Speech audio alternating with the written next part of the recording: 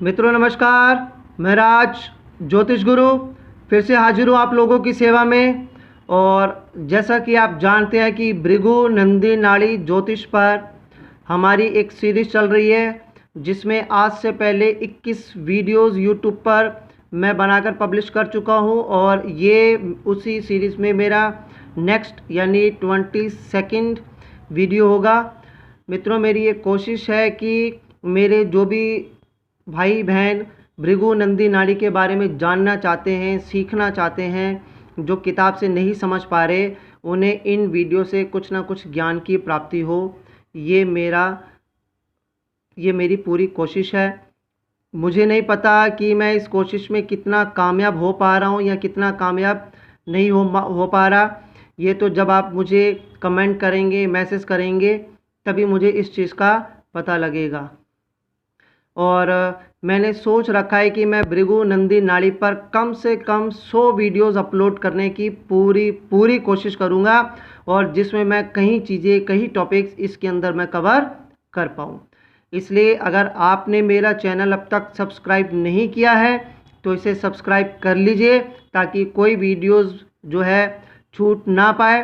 क्योंकि अगर एक भी वीडियोस आप मिस करते हैं तो हो सकता है कि कोई इम्पोर्टेंट इन्फॉर्मेशन या कोई इम्पोर्टेंट रूल आप मिस कर जाएं।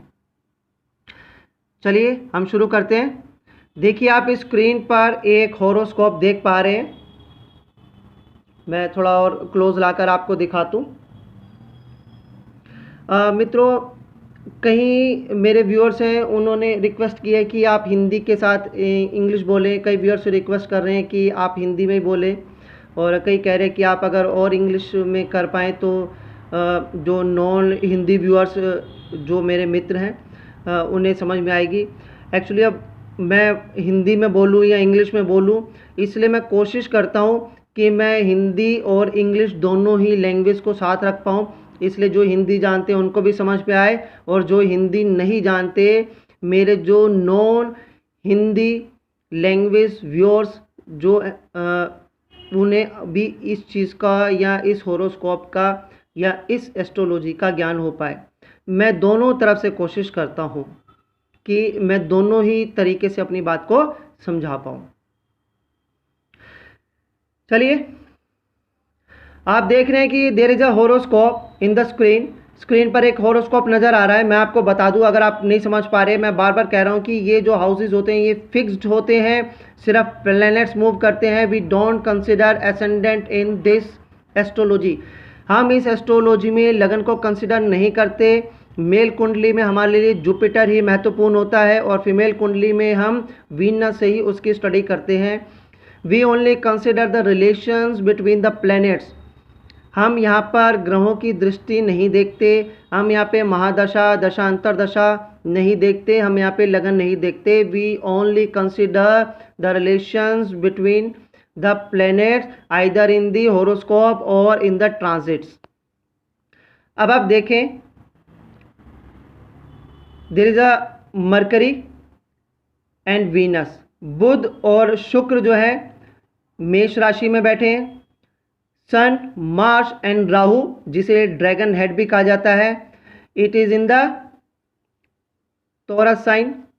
जुपिटर कर्क राशि में है, मून कन्या राशि में है, वृश्चिक राशि में केतु है, ये धनु राशि में है, और उसके बाद आगे के 3 हाउस खाली हैं। Just write down the planets position. सबसे पहले हम प्लैनेट्स की पोजीशन नोट करेंगे। तो सबसे पहले हम क्या लिखेंगे? पहले हम, क्योंकि मेल कुंडली है, जुपिटर को कंसीडर करेंगे। तो just write down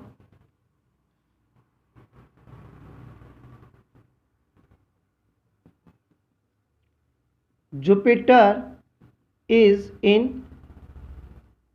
cancer sign. Jupiter कहां पे है? कैंसर साइन में। ये कैंसर साइन क्या मतलब? कर्क राशि में। देखिए, मैं कोशिश करूंगा कि हिंदी और इंग्लिश दोनों को ही कवर कर पाऊं, तो प्लीज़ थोड़ा सा आपको भी कॉम्प्रोमाइज़ करना पड़ेगा। अब कैंसर साइन क्या होता है? Cancer sign is exalted sign for Jupiter, यानी कि जो गुरु है वो कर्क राशि में उच्च का होता है, ये गुरु की उच्च राशि है। ठीक है मित्रों, इस पोजीशन को देख के हम क्या कह सकते हैं? सो वी में से दैट, हम इसको देख के ऐसा कह सकते हैं that native will have well shaped body and golden look, यानी कि ऐसा जातक उसकी जो बॉडी है वो वेल शेप्ड बॉडी होगी और उसका जो लुक है वो गोल्डन लुक होगा। Now see the next, Venus and Mercury both are in same sign, that is Aries। मेष राशि में शुक्र और बुध दोनों एक साथ बैठे हैं।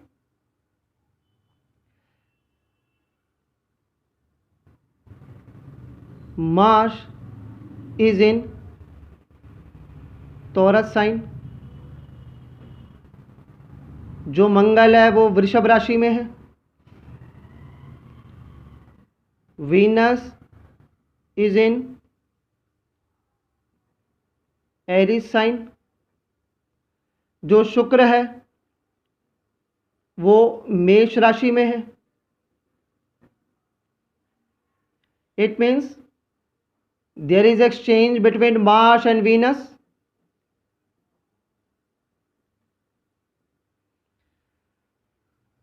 शुक्र मंगल की राशि में है, मंगल शुक्र की राशि में है। जब ऐसा होता है तो एक्सचेंज हो जाता है, ये यहाँ पर और वो वहाँ पर आ जाता है। और यहाँ पर विराजमान है मरकरी। तो सबसे पहले हम मरकरी समझेंगे कि मरकरी क्या करता है। We all know that Mercury is dual in nature. Mercury जो है उसका डबल नेचर होता है, वो मेल और फीमेल दोनों तरह से एक्ट करता है। कैसे? It act like female with male planets और it acts like male with female planet. जो बुध है, अगर ये किसी फीमेल प्लैनेट के साथ बैठता है तो ये मेल के जैसे एक्ट करता है, और अगर ये किसी मेल प्लैनेट के साथ बैठता है तो ये फीमेल के साथ एक्ट करता है। और हम जानते हैं कि मार्स में और वीनस में एक्सचेंज है, और यहाँ पर ये बैठा है वीनस के साथ। Venus is a female planet, so Mercury here will act like a male when there will be exchange between Venus and Mars। और जब मार्स यहाँ पे होगा तब मरकरी मार्स के साथ बैठा होगा, then mercury will act like female because Mars is a male planet। अब ये पोजीशन बन रही है इस नेटिव की कुंडली में, इस मेल की कुंडली में। तो आप इस रिलेशन को देखकर आप क्या कहेंगे? So for this combination we may say that native will have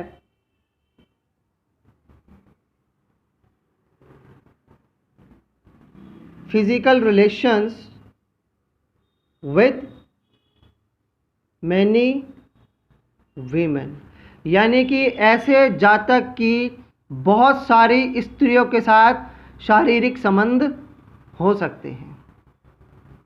ठीक है मित्रों, आपको समझ में आई ये चीज़? इसे मैंने हिंदी और इंग्लिश दोनों में समझाने की कोशिश की है। हम सब जानते हैं कि नाड़ी एस्ट्रोलॉजी में सैटर्न जो है उसे वो प्रोफेशन का कारक है। हम प्रोफेशन को सैटर्न से देखते हैं। When Saturn will start to move, it will first contact with the Mercury and Venus. जब शनि मूव करना शुरू करेगा, when Saturn will start to move, it will first contact with Mercury and Venus. Venus represents luxuries, Mercury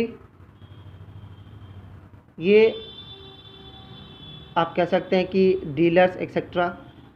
so native will start his work as a dealer in jewellery.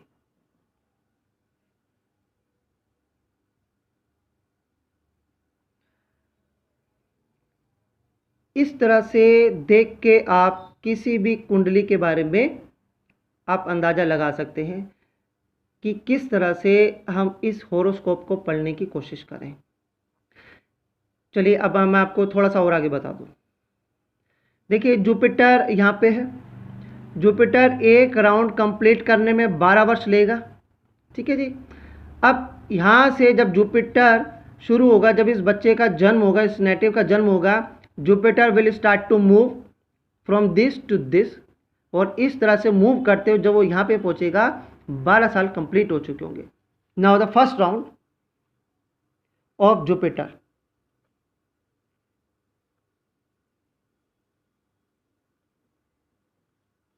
देखिए Jupiter यहाँ से start करना move करे 1 2 3 4 5 6 7 8 9 10 11 12। अब Jupiter यहाँ पे है। ठीक है। और जब जुपिटर यहाँ आएगा, ये जो नेटिव है ये 12 साल का हो चुका होगा। अब इस जुपिटर को यहाँ से आगे मूव करें। अब यहाँ से वापस 12 गिनना शुरू करें। अब जुपिटर यहाँ नहीं है, यहाँ पे है। दैट्स ये अब समझो कि ये इसका सेकंड राउंड है। 1 2 3 4 5 6 7 8 9 10 11 12। अब यहाँ पे जब जुपिटर ट्रांजिट करके पहुँचेगा तो इस जातक की उम्र हो चुकी होगी सेकंड राउंड में 24। ठीक।